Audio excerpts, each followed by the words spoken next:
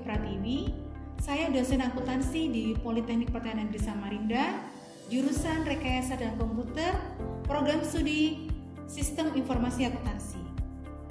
Tujuan pembuatan video ini karena saya sedang mengikuti sertifikasi dosen yang diselenggarakan oleh Kemendikbudristek dalam rangka pernyataan diri dosen unjuk kerja Tridharma Perguruan Tinggi atau PDD UKT-PT gelombang 1 tahun 2026.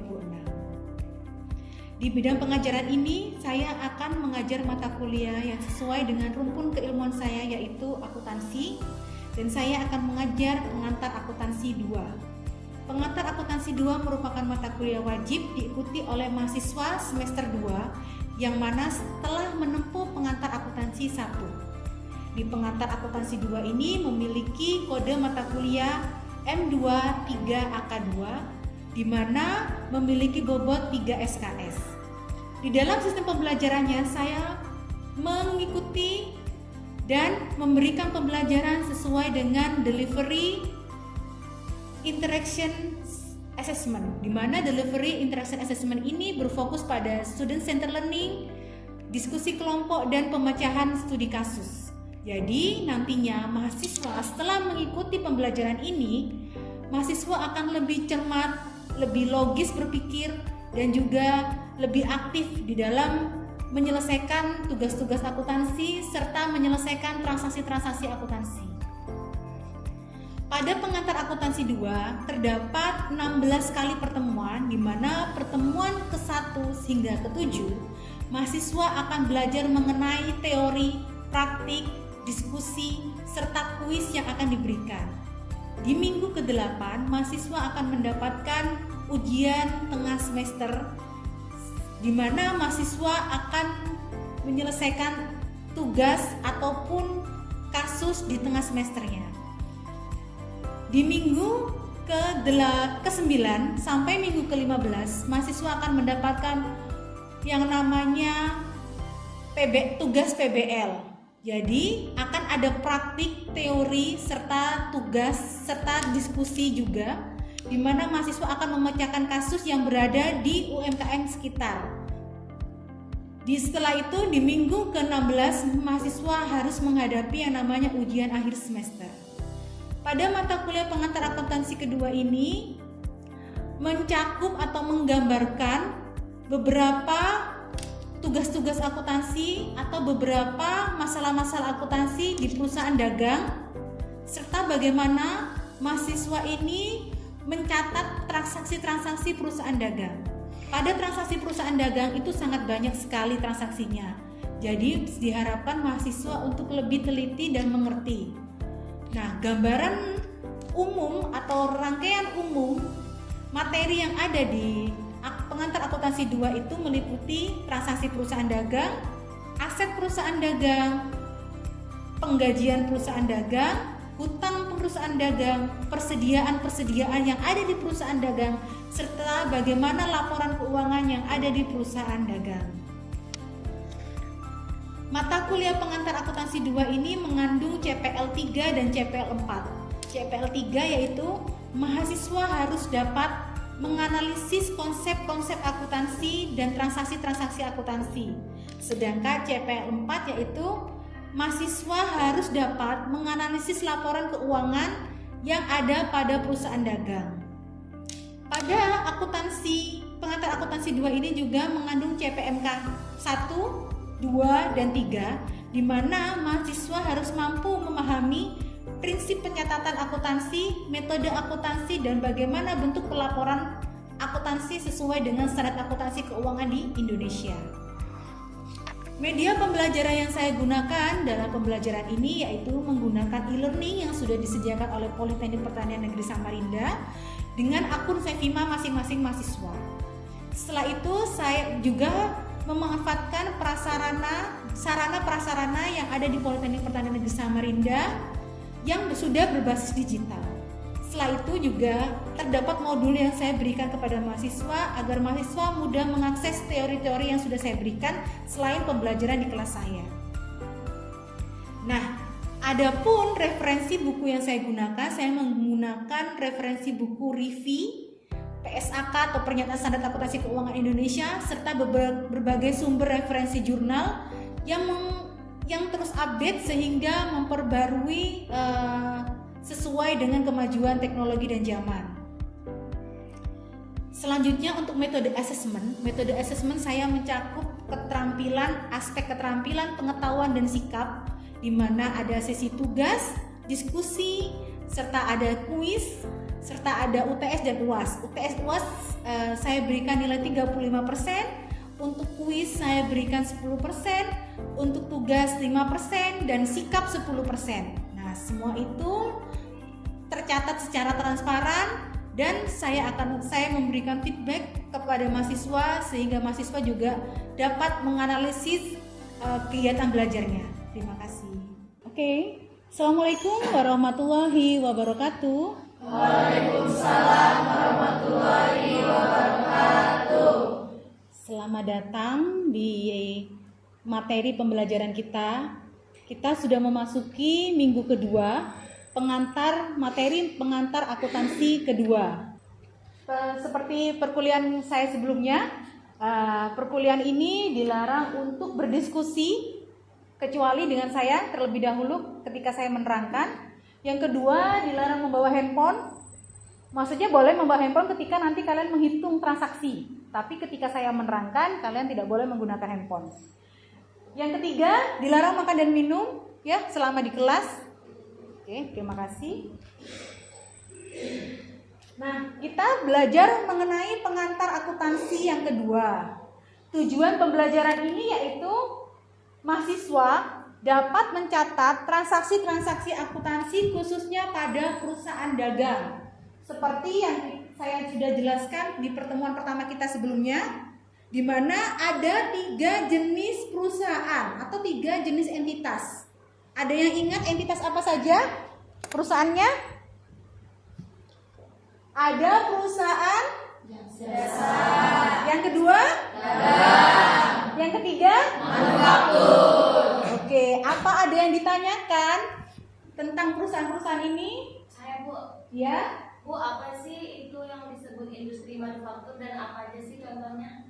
Oke, Indah, terima kasih. Nah, perusahaan manufaktur itu adalah perusahaan dia yang merubah bahan mentah menjadi barang jadi. Bisa kalian contohkan tidak? Kalian kan perkebunan kelapa sawit nih, ya. Bahan mentahnya apa? Sawit. Terus diolah menjadi apa? Minyak ya. Nah, termasuk perusahaan manufaktur enggak? Nah, itulah salah satu contohnya perusahaan manufaktur. Oke ya, bisa dimengerti ya? Oke. Untuk bab ini kita akan membahas yang namanya perusahaan dagang. Ya. Perusahaan dagang adalah perusahaan yang menjual barang dagang atau barang jadi. Jadi tidak ada proses pengolahan di dalamnya. Ya, bisa kalian contohkan tidak perusahaan jadi atau perusahaan dagang itu seperti apa yang menjual barang jadi? Di sekitar kalian? Minimarket ya. Misalnya Indomaret itu kan dia menjual barang jadi ya.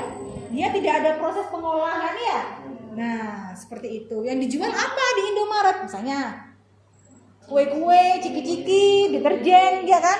Dan Indomaret tidak ada proses pengolahan di dalamnya ya. Seperti itu. Nah, perusahaan dagang itu memerlukan yang namanya laporan keuangan. Kenapa? Kalau misalnya bagaimana kalau perusahaan tersebut tidak membuat yang namanya laporan keuangan? Kalau misalnya perusahaan tidak membuat laporan keuangan, dampaknya apa? Rugi, apalagi? Bisa terjadi korupsi. Bisa terjadi korupsi. Nah, kalau misalnya korupsi terus dilakukan, perusahaan tersebut jadi apa? Bangkrut, ya kan? Ya. Jadi ketika perusahaan tidak membuat yang namanya laporan keuangan, itu bisa berdampak pada terjadinya korupsi. Nah, korupsi di perusahaan yang terus-menerus mengakibatkan terjadinya kebangkrutan. Seperti itu ya. Sehingga laporan keuangan itu sangat dibutuhkan oleh perusahaan ya. Ini adalah standar akuntansi yang digunakan dalam acuan atau rujukan pembuatan laporan keuangan. Ya, ada SAK, IFRS, International Financial Reporting Standard. Ada SAK etap kalau industrinya kecil. Nah, kayak misalnya warung-warung itu, ya, CV-CV kecil, dia memakai SAK etap ini untuk rujukan pelaporan keuangannya. Tapi kalau CV-CV yang PT, sudah PT, ya, apalagi yang sudah go public, yang sudah terbit sahamnya, dia menggunakan SAK ini, IFRS yang merujuk pada PSAK, Pernyataan Standar Akuntansi Indonesia. Ini SAK syariah, jadi kalau bank-bank syariah, BSI itu BSI syariah, bank-bank syariah atau yang berbau-bau syariah, dia standar akuntansinya menggunakan SAK, Standar Akuntansi Keuangan Syariah. Sedangkan kalau SAK EMKM, entitas mikro kecil menengah itu biasanya untuk entitas-entitas kecil seperti SAK etap, ya, kayak koperasi dia pakai ini ya. Jadi kalian harus ingat ya PSAK-nya, standar-standarnya. Perusahaan dagang siklus akuntansinya juga sama dengan siklus akuntansi perusahaan manufaktur ataupun jasa seperti yang kita kemarin bahas. Sama melalui adanya transaksi akuntansi, entah kalian beli barang, entah kalian menjual barang, itu kan ada transaksinya ya. Entah kalian menerima uang ataupun kalian mengeluarkan uang, itu ada transaksinya. Jadi transaksi itu bukti-buktinya dikumpulkan, ya. Setelah dari bukti transaksi itu kita buat yang namanya jurnal umum, neraca saldo, jurnal penyusian, worksheet, terus habis itu laporan keuangan, ya. Laporan keuangan kita buat jurnal penutupnya, neraca saldo setelah penutupan, jurnal pembali, dan setelah itu neraca saldo setelah pembali. Nah, ini adalah tahapan dari siklus akuntansi. Kalian mahasiswa akuntansi harus hafal pelajaran ini ya, harus hafal siklus ini karena ketika kalian nanti di dunia kerja ini sangat dibutuhkan ketika nanti perusahaan kalian akan membuat yang namanya laporan keuangan. Inilah tahap-tahapnya ya. Oke, bisa dimengerti ya.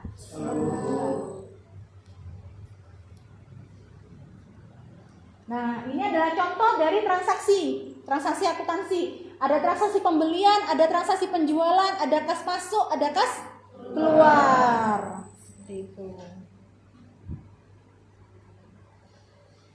Ini adalah rumus akuntansi yang mana kalian harus hafal. Rumus ini paten ya. Jadi kalian harus hafal.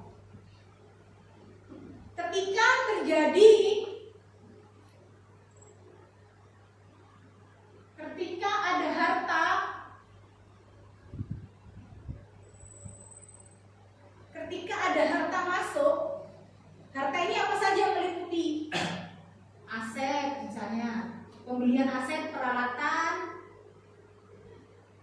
aset perlengkapan,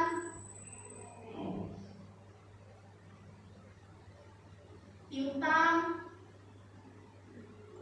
dia berkas.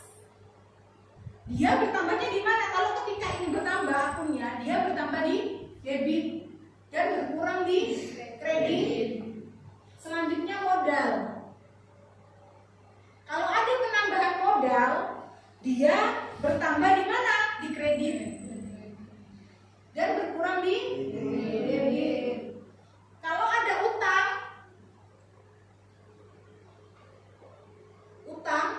dia bertambah di kredit. Hafal ya kalian ya. Berkurang di debit. Kalau ada beban, dia bertambah di mana? Debit. Dia berkurang di kredit. Kalau ada pendapatan,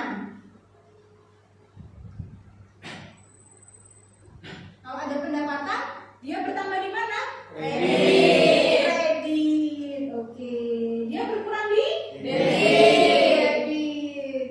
Oke ya, ini hafalkan. Ini adalah rumus paten dalam akuntansi. Jadi ketika ada transaksi-transaksi, mana yang masuk debit, mana yang masuk kredit, ini kalian harus sudah tahu ya. Oke.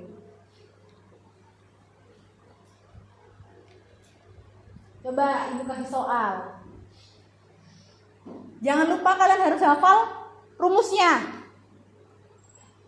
Nomor 1, Ibu Dewi menyetorkan uangnya ke perusahaan sebesar 20 juta sebagai modal awal. Apa saja yang berpengaruh di sini? Kasnya bertambah atau berkurang? Bertambah letaknya di mana? Debit. Oke, setelah itu apa saja akunnya?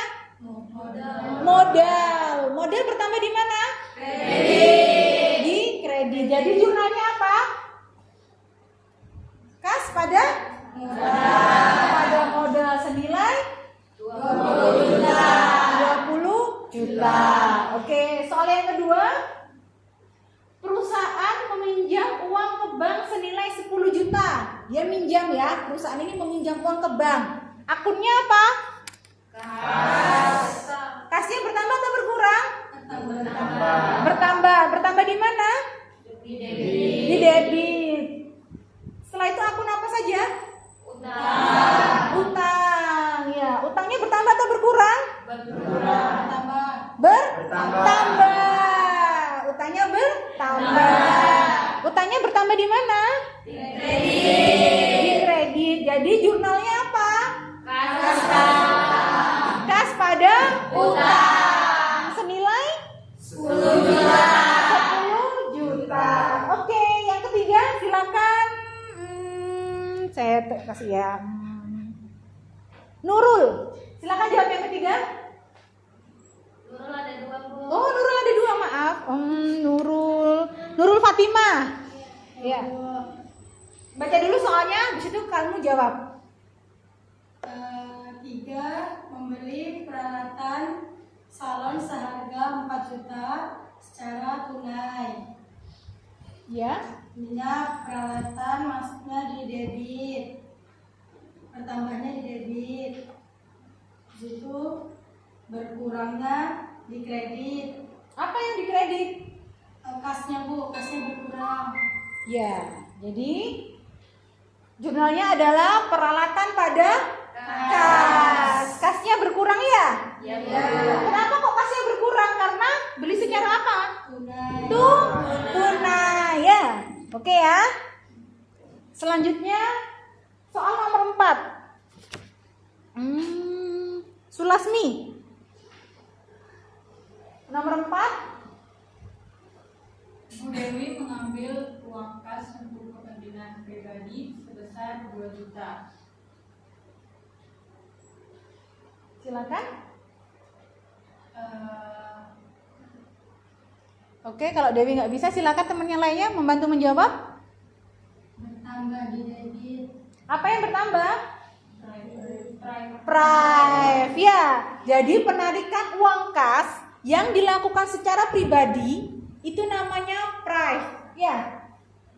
Jadi prive pada kas ya. Oke. Nomor 5. Silakan nomor 5. Vinda ya? Ya, Vida, silakan nomor 5. Bu Dewi membayar gaji pegawai sebesar 1 juta. Si beban gaji didebit, beban gaji dan kas. Beban gaji didebit, kasnya dikredit. Iya, jadi untuk soal nomor 5 dia beban gaji pada kas senilai 1 juta. Nomor 6 Indah. Bu Dewi menerima pendapatan salon sebesar 5 juta.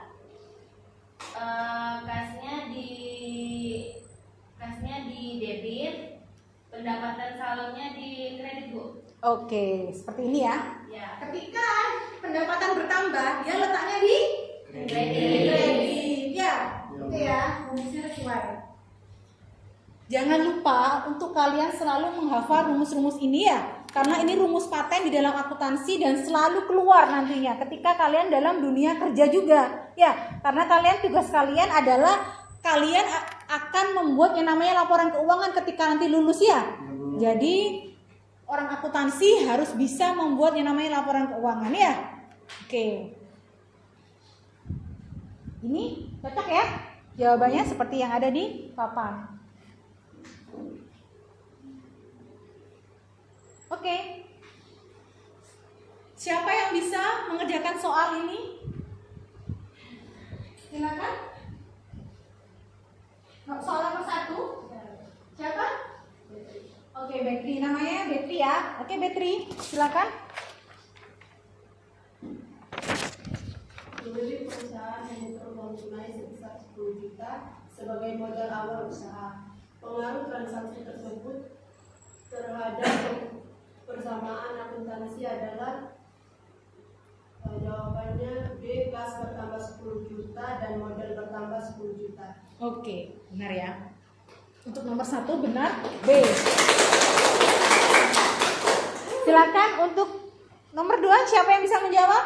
Ibu. Oke, siapa namanya? Oke, Iin. Perusahaan membeli peralatan kantor secara tunai sebesar 5 juta. Pengaruh transaksi terhadap persamaan akuntansi adalah C. Peralatan bertambah dan kas berkurang. Oke, benar sekali. Ada yang memiliki jawaban berbeda? Semua seperti ini ya? Oke. Selanjutnya, soal nomor 3. Oke. Namanya? Oke, Angel. Perusahaan membeli perlengkapan secara kredit sebesar 3 juta. Rumus transaksi yang tepat adalah D. Perlengkapan dan utang. Perlengkapan dan utang. Perusahaan membeli perlengkapan secara kredit. Rumus transaksinya adalah kalau perlengkapan bertambah, dia di mana letaknya? Di debit. Utang bertambah letaknya di kredit. Oke, benar. Selanjutnya soal nomor 4. Oke. Perusahaan menerima pendapatan jasa secara tunai sebesar 2 juta. Pengaruh transaksi tersebut adalah A. Kas bertambah dan pendapatan bertambah. Oke, jadi perusahaan menerima pendapatan ya senilai 2 juta. Berarti kasnya bertambah ya? Kas bertambah di mana?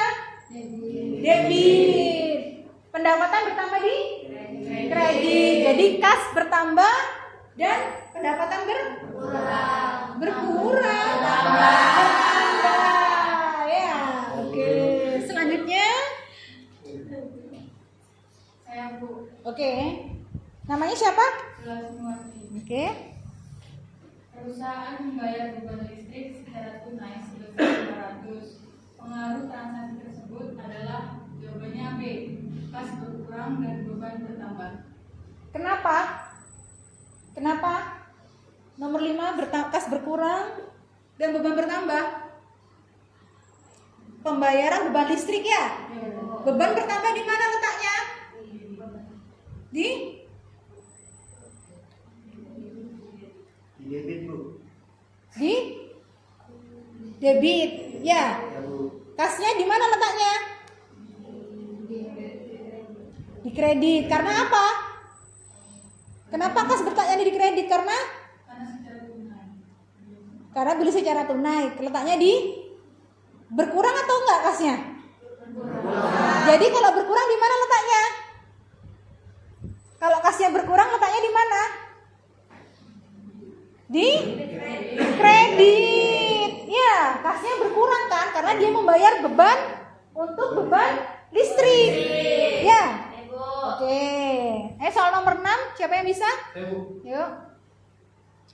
Perusahaan membayar utang kepada pemasok sebesar 1.500.000 secara tunai. Pengaruh transaksi tersebut adalah B. Kas berkurang dan utang berkurang. Iya, benar. Membayar ya. Ya Bu. Oke, selanjutnya. Oke, namanya siapa? Oke. Pemilik mengambil uang perusahaan untuk keperluan pribadi sebesar 1 juta. Transaksi tersebut menyebabkan jawabannya kepada B. Kas berkurang dan kas bertambah. Iya. Tadi kan pengambilan uang secara pribadi itu namanya price. Ya. Oke, price-nya bertambah pada kas ya, berkurang ya. Price pada kas. Selanjutnya, siapa yang bisa? Soal nomor 7? 8, maaf. Soal nomor 8 siapa yang bisa? Ya? Nurul, oke?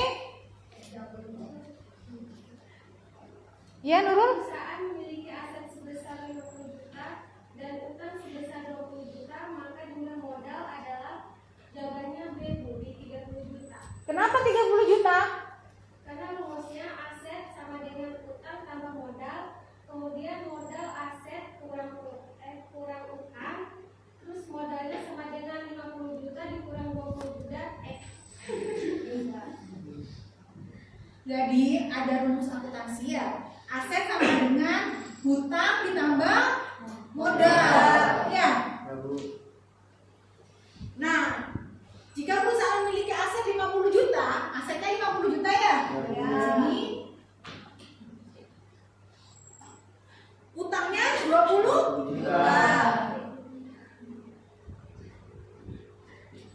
Jadi tanya apa?